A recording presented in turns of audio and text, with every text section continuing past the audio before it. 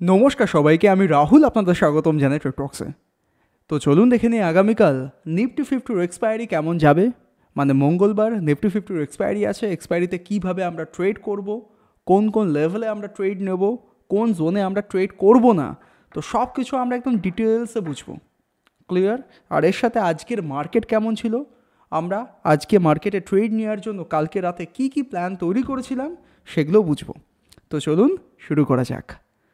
ওকে, তো নিফটি ফিফটির ভিডিওটা যদি দেখে থাকেন কালকে রাত্রে, আমরা সিম্পল বলেছিলাম যদি আমাদের বাই করতে হয় তাহলে আগে ট্রেল লাইনটাকে ব্রেকআউট করতে হবে, তার সাথে 25,500 লেভেলটাকেও ব্রেকআউট করে সাস্টেন করতে হবে উইথ বুলিশ প্রাইস অ্যাকশন দেখাতে হবে। দেন গিয়ে আমরা কিন্তু বাইংয়ের সাইডে পজিশন তৈরি করব। একদম ক্লিয়ার? তো অ্যাজ পার প্ল্যান যদি আমরা 5 মিনিট টাইম ফ্রেমে যাই তাহলে দেখুন প্রাইস অ্যাকশন বোঝার চেষ্টা করুন। প্রাইস প্রথমে কি করলো, প্রথমে ফ্ল্যাট ওপেন হলো, হওয়ার পর একটু উপরে গেল, দেন আবার নিচে আসলো। Okay fine. তারপর আবার উপরে গেল, আবার একটু নিচে আসলো। দেন এখান থেকে যখনই আমরা বুলিশ প্রাইস অ্যাকশানের সাইন খুঁজে পেলাম, হায়ার হাই হায়ার লো, দেন তখনই আমরা এই লেভেলে এন্ট্রি দিয়েছি, ছোট্ট এসএল লাগিয়েছি, যার এগেনস্টে আমরা দ্বিগুণের টার্গেট প্ল্যান করেছিলাম। বাট আনফর্চুনেটলি আমাদের টার্গেটের কাছাকাছি পৌঁছেও গেছিলো, জাস্ট 10 পয়েন্টের দূরত্বে ছিল। তো সেই টার্গেট থেকে কিন্তু বারবার টাচ করার চেষ্টা করেছে, বাট টার্গেটে আর পৌঁছায়নি। উল্টে আমরা ট্রেলিং এসএল লাগিয়ে দিয়েছি, ট্রেলিং এসএল হিট হয়ে গেছে। আমরা নিয়ার অ্যাবাউট পুরোপুরি আমরা 1:1 টার্গেট পাইনি, বাট বলা যায় 1:1 0.8 টার্গেট পেয়েছি। মানে 1 টাকা লাগিয়ে আমরা 80 পয়সা কামিয়েছি। Very simple. এবার প্রাইস অ্যাকশান এখানে বুলিশ কীভাবে খুঁজে পেলাম দেখুন। আমরা বলি মার্কেট 3 রকমের ভাবে ট্রেড করে। একই জায়গায় মার্কেট ঘোরাফেরা করে, সাইডওয়েজ থাকে, দেন এইভাবে স্টেপ বাই স্টেপ সিঁড়ির মতো মার্কেট উপরে যায়, আবার স্টেপ বাই স্টেপ সিঁড়ির মতো মার্কেট নিচে আসে। এই 3খানা প্যাটার্নকে আমাদের ভালোভাবে প্রত্যেকটা টাইম ফ্রেমে চেক করে দেখতে হবে যে কী করতে চাইছে। এখানে খেয়াল করে দেখুন, প্রাইস এখানে ওপেন হলো, উপরে গেল, ফল করলো। যদি এইভাবে আবার ফল করতো তাহলে আমরা lower high lower low pattern খুঁজে পেতাম, বাট এখানে কি সেটা হলো? হয়নি। প্রাইস উপরে গেল, ফল করলো, আবার উপরে গেল, আবার একটু ফল করলো, দেখুন হায়ার হাই প্যাটার্ন তৈরি করলো। আবার যখন উপরে গেল ইজিলি এই হাইটাকে ব্রেকআউট খুঁজে পেলাম, তার জন্য আমরা এখানে বাইংটা করেছি। ক্লিয়ার?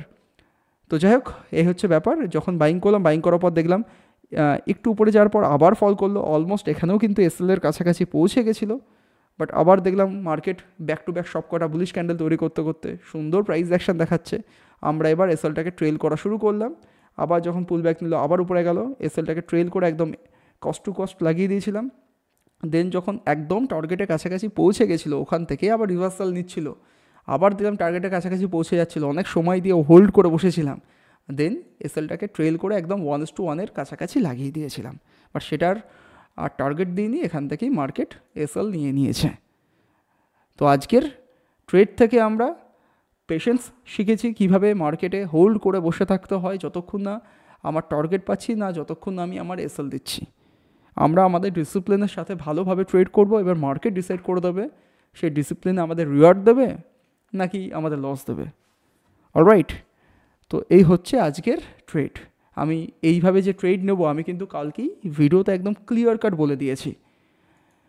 ফাইন, এবার চলুন দেখে নিচে কালকের এক্সপায়ারি হবে নিফটিতে, তো এক্সপায়ারি কেমন যাবে বা এক্সপায়ারিতে আমরা কিভাবে কোন কোন লেভেলে ট্রেড নেব। সবার প্রথমে আমরা আজকের হাইকে মার্ক করব 25,651 লেভেল। আবার বলছি 25,651 লেভেল। এটা কিন্তু একটা ভালো রেজিস্ট্যান্স লেভেল। ক্লিয়ার? আর সাপোর্ট লেভেলের যদি কথা বলা হয় আমি পারফেক্ট বলে দিচ্ছি, মোটামুটি আপনি এই লেভেলটা মেনে চলুন। কত? 25,468 লেভেল। তো আমরা এই দুটো লেভেল কিন্তু মার্ক করলাম, একটা রেজিস্ট্যান্স, একটা কি সাপোর্ট। তো কিভাবে কালকে ট্রেড করব? তো আজকে যেখানে মার্কেট ক্লোজ নিয়েছে, আগামীকাল যদি মার্কেট এর কাছাকাছি ওপেন হয়, এখানে যদি ঘোরাফেরা করে, আমি কিন্তু ট্রেড করতে যাব না। তাহলে ট্রেড করব কোথায়? ট্রেড করব সে ফ্ল্যাট হোক, গ্যাপ আপ হোক বা গ্যাপ ডাউন হোক, না হয় মার্কেটকে উপরে আসতে হবে এই 25,651 লেভেলে, না হলে মার্কেটকে নিচে আসতে হবে 25,468 লেভেলের কাছাকাছি।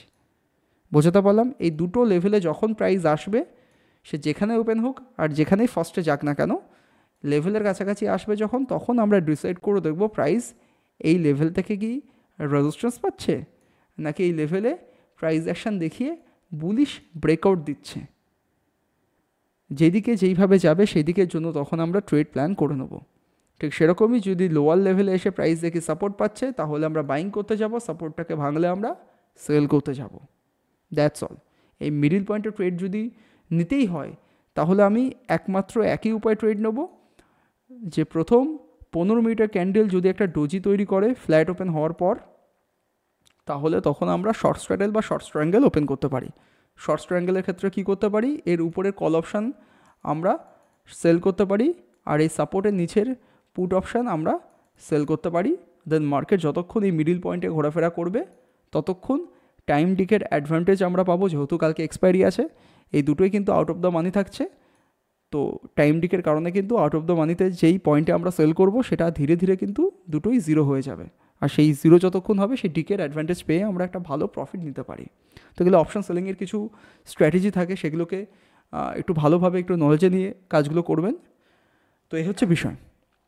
আর তাছাড়া অপশান বাইং করার ক্ষেত্রে এই দুটো লাইনই কিন্তু সবথেকে ভেরি ভেরি ইম্পর্ট্যান্ট। এই দুটো লাইনে যখন আসবে, সে অপশান বাইংও হতে পারে, অপশান সেলিংও হতে পারে।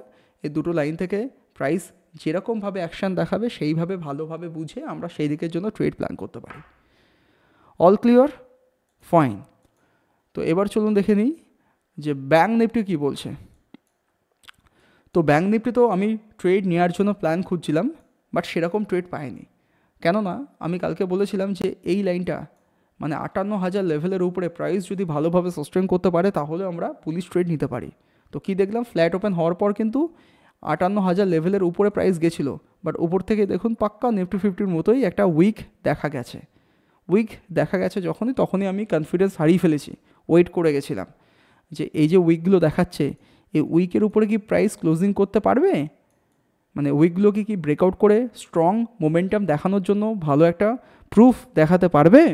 যদি দেখাই, তাহলে আমরা তখন বাইং করতে পারবো। বাট সেটা আর হয়নি। দেখুন এই যে প্রথম ক্যান্ডেলে হাই আছে, হাইয়ের কাছাকাছি বারবার অ্যাটেম্প্ট করেছে ব্রেকআউট করার, কিন্তু এর উপরে ব্রেকআউট করে একটা ক্যান্ডেলও দেখাতে পারিনি।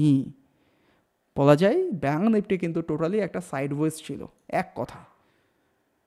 অলরাইট, তো কালকে আমরা কিভাবে ট্রেড করব? তো কালকে ঠিক এই ক্যান্ডেলটাই আমাদের কাছে ইম্পর্ট্যান্ট। আমি একটা কাজ করি, এটা কেটে দিয়ে এটা আটকে দিই। ভালো করে শুনে নিন, 58,082 লেভেল ইম্পর্ট্যান্ট রেজিস্ট্যান্স লেভেল। তার সাথে মোটামুটি এই জোনটা মেনে চলুন। 57,818 লেভেল, এটা আরেকটা ইম্পর্ট্যান্ট লেভেল। 58,082 লেভেল রেজিস্ট্যান্স, আর 57,818 লেভেল হচ্ছে সাপোর্ট। তো আগামীকাল যদি প্রাইস এর মধ্যেই ঘোরাফেরা করে, ডোন্ট ওরি, একটা ট্রেডও করতে হবে না। এর মধ্যে ঘোরাফেরা করলে এরকম সাইডওয়েজ মোমেন্টাম হওয়ার সম্ভাবনা প্রিটি হাই। তাহলে ট্রেড করব কোথায়? এই ক্ষেত্রে আমরা কোনো রিভার্সাল ট্রেড নেব না, অনলি ব্রেকআউট বা ব্রেকডাউনের ক্ষেত্রে ট্রেড নেব। তো সে flat, gap up, gap down যাই ওপেন হোক না কেন, যদি দেখি এই লাইনটাকে, যে জোনটার কথা বললাম, এই লাইনটাকে যদি ব্রেকআউট করতে পারে, ব্রেকআউট করে একটা ভালো যদি বুলিশ ক্যান্ডেল ক্লোজ করতে পারে, তাহলে আমরা বাইং করতে পারি।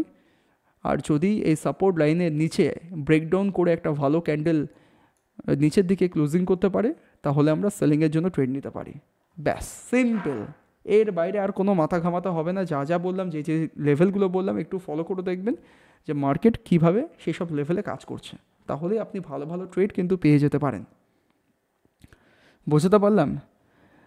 তো আজকের জন্য এটুকুনি। যদি ভিডিওটা ভালো লেগে থাকে, তাহলে প্লিজ ভিডিওটাকে লাইক, শেয়ার, কমেন্ট করে দিন। আর আমাদের চ্যানেলে নতুন হয়ে থাকলে চ্যানেলটাকে সাবস্ক্রাইব করতে ভুলবেন না। দেখা হচ্ছে কালকে। Good bye.